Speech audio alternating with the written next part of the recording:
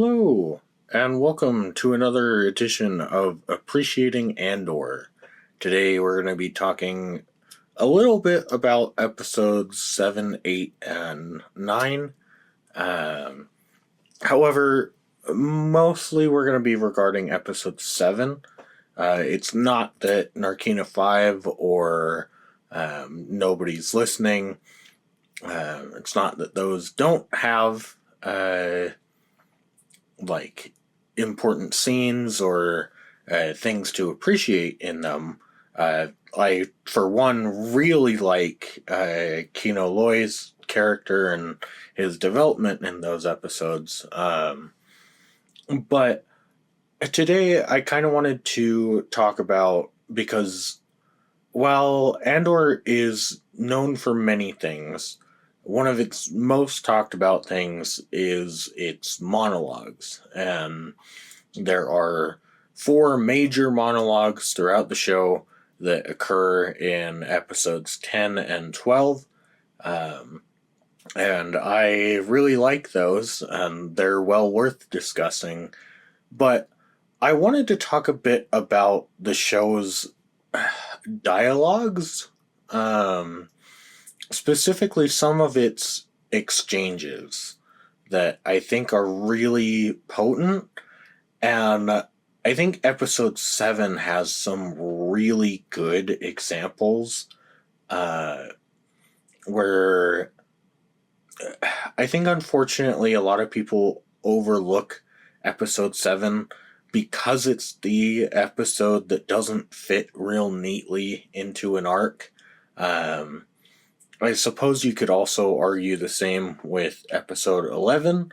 However, 11 does a lot of setup for episode 12, and so you basically get this breakdown of 1, 2, 3. They're the Ferrix arc, then 4, 5, 6, that's the Aldani arc. 7 is a standalone episode, and then 8, 9, 10 are the Narkina arc. Then 11 and 12 is your two-part finale. I think that's how most people view it.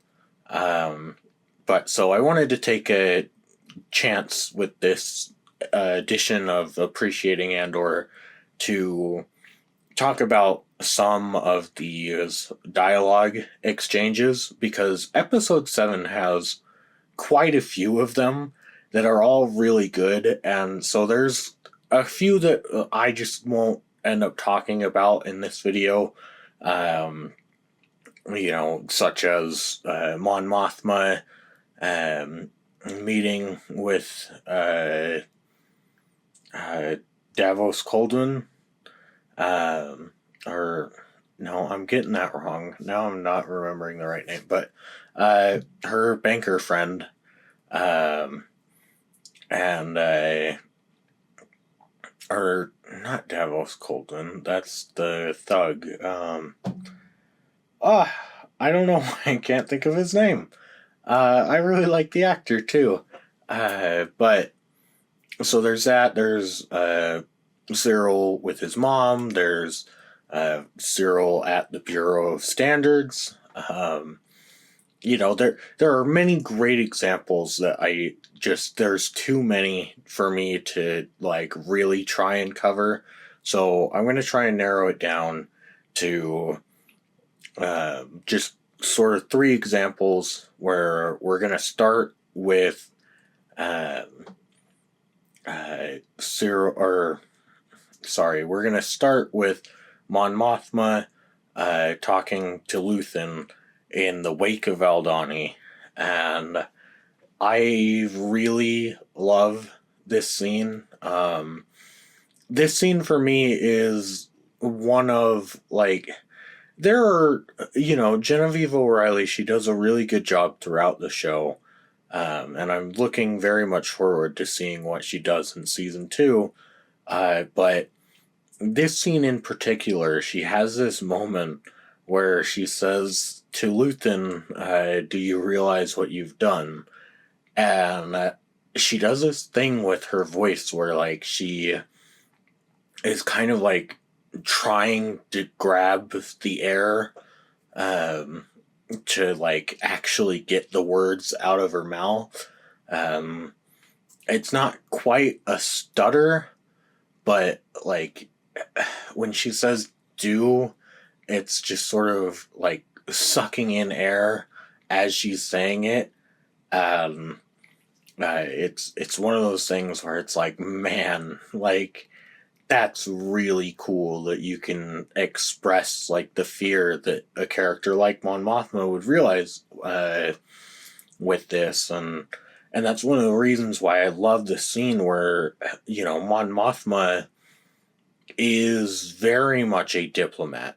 Like all she's ever really known is the Senate, and uh, and doing everything in a very diplomatic way. And her whole reason for disliking the Empire is that like she doesn't want people to get hurt. Like she wants people to be able to live this free life. And so having Luthen there saying, yeah, well, if you actually want to take down the Empire, you're going to have to get people on your side. And so a good way to get people on your side is to really piss the Empire off so that they start to oppress people. And like she even points out, she's like, people will suffer. And Luthen goes, that's the plan. And and I do really like Luthen's line of, has anyone ever made a weapon that wasn't used? Where obviously, the clear and direct parallel is to the Death Star, which we know is out there, it's being built, and the Empire will definitely use it. But obviously, in the scene, he's referencing the network that they've been building, the sort of collection of rebel cells. And it's like, well, yeah, what good is it to have this big alliance of rebels if we're not going to fight the Empire? And so like we need them to be hurting. Uh, and he talks about that, like, well, yeah, because the way that a like evil fascist empire like the Empire from Star Wars would work is that it's not an instant, oh, it happens overnight, because people won't go along with that. And so, like, it happens very slowly to the point where, people stop noticing what's happening. And Luthen points this out. And, that's kind of his whole reasoning for, no, this is why, it sucks that people have to suffer, but, we need people to realize, to, wake up and understand that, no, guys, the Empire, they're not on your side. They are bad, and they will continue to do this, whether you like it or not. And so, yeah, I really love the dialogue exchange here. And then I suppose from that, the other one of the other two that I wanted to discuss is Marva and Cassian talking about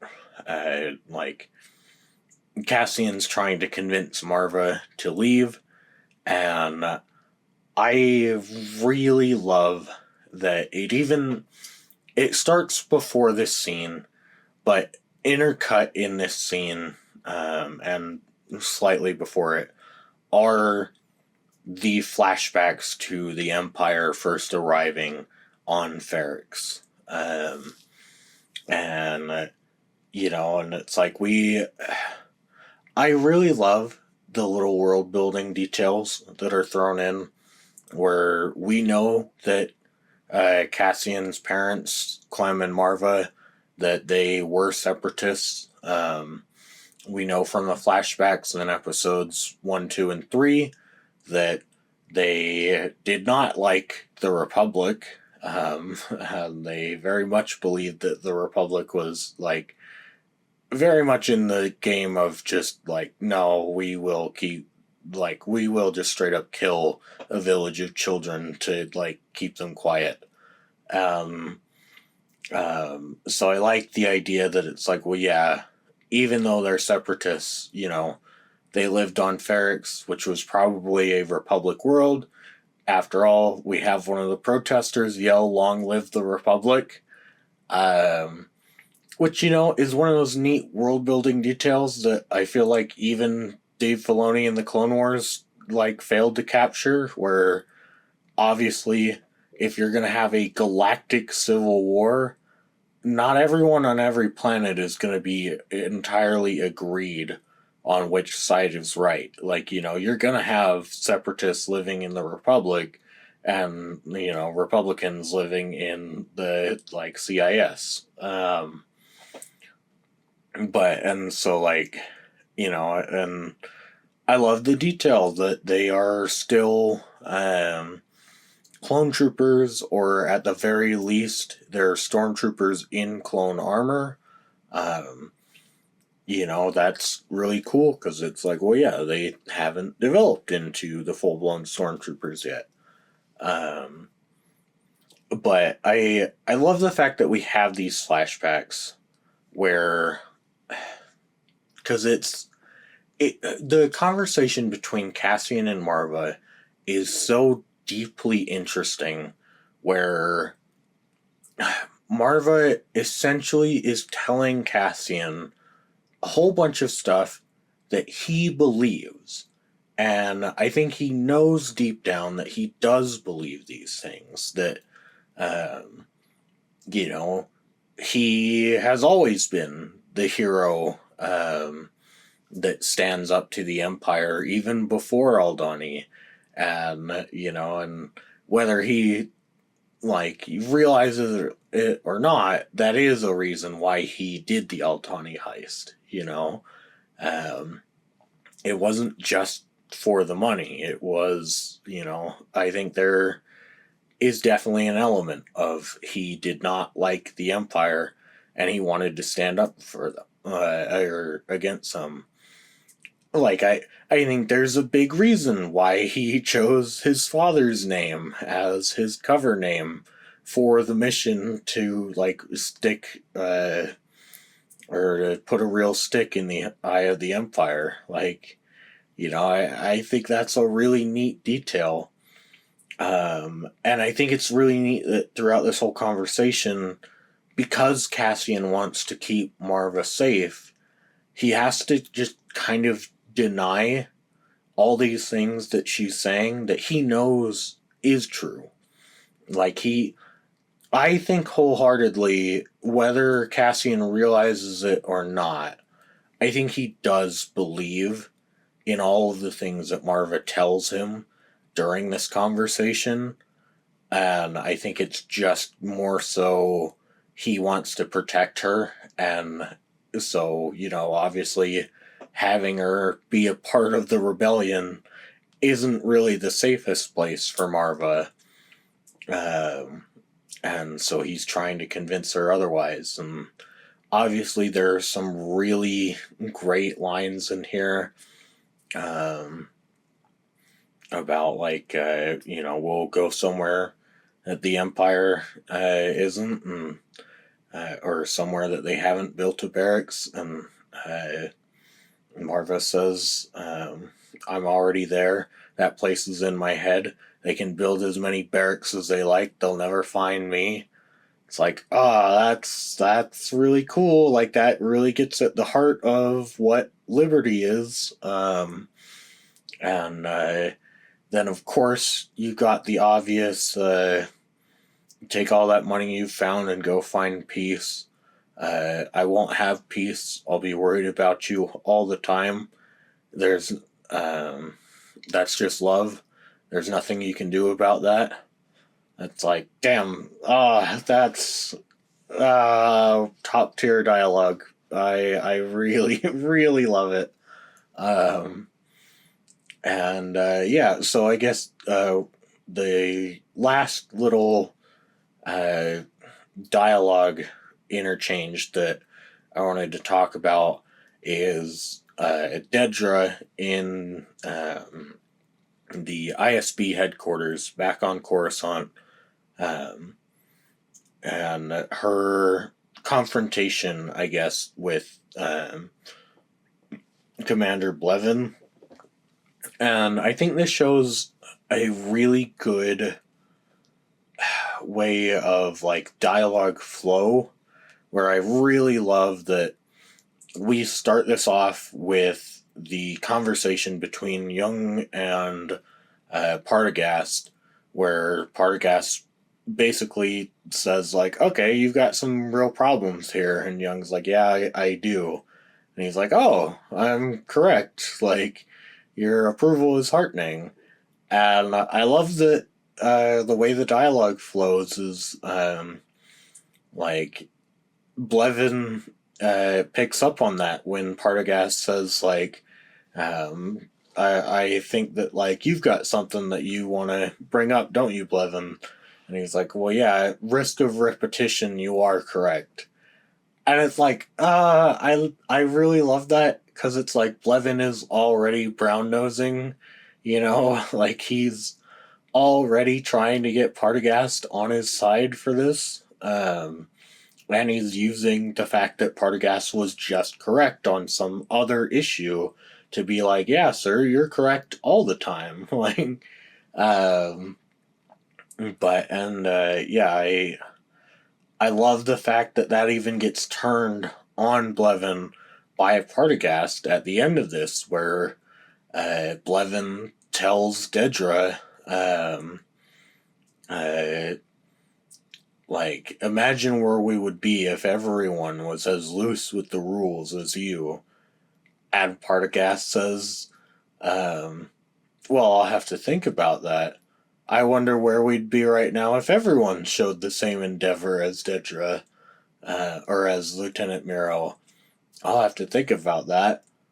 And, yeah, and, like, Blevin ends up not getting what he wanted. And I really love the idea that, like, Dedra has actually proven herself, where, she may have done things in an unorthodox way, but she's proven that she was right, and she's proven that maybe we do need to, like, as the Empire start adopting more unorthodox ways, that, um, you know, maybe the rebels have taken advantage of the fact that the Empire was so certain of itself. Something that, we've been hearing from the first arc of Andor, when Cassian tells Luthen that, like, they're so fat and satisfied with themselves that they can't imagine us stealing from them. And, Dedra brings up that, like, do we really think that the rebels, like, only keep their activity into, like, the lines that we draw on maps? And that it's like, well, yeah, obviously, like, they know where the sectors are. They're gonna try and, like, hop sectors and make it more difficult to track their activity. And yeah, it's really amazing dialogue. Um, and like I love these little exchanges, and it's part of why I love Andor so much. And I'm really looking forward to season 2. That's one thing that I guess just real briefly, I'm really glad that Andor's season 2's marketing is shaping up since the last video that I made. Since then, we've gotten a special look, which was a way better trailer than the initial trailer. We had a live stream, quote unquote, with Tony Gilroy, like, promoting the show, which it's like, yeah, that's really impressive that they're actually willing to put out a creator. Like, hey, yeah, can you just talk for, an hour and 40 minutes on, like, why you think your show is great and what people can expect in season 2? Because it's like, I really doubt that we're going to get Dave Filoni doing that for Ahsoka season 2. And I doubt that he'd have nearly as much substantive material to say.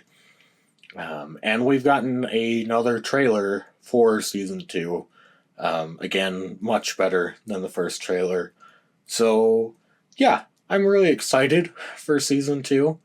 And I look forward to seeing you all there. And for now, bye bye.